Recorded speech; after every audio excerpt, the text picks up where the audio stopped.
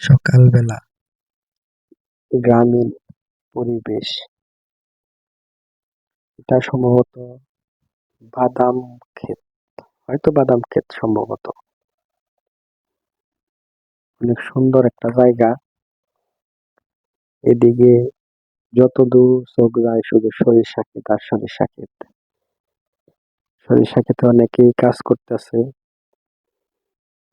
এটা টাঙ্গাইল শহরের বাথুলি বাটপাড়া গ্রাম। অনেক সুন্দর একটা গ্রাম, ভালোই। সরিষা ক্ষেত, সরিষা ফুলের মৌমাছি গুলা আসলে দেখানো যাচ্ছে না, মৌমাছি আছে অনেক, কাছ থেকে দেখা যায় অনেক মৌমাছি। সরিষা ফুলের মধু ওই যে হয়তো ওইখানে না দেখা এইভাবে যায় না।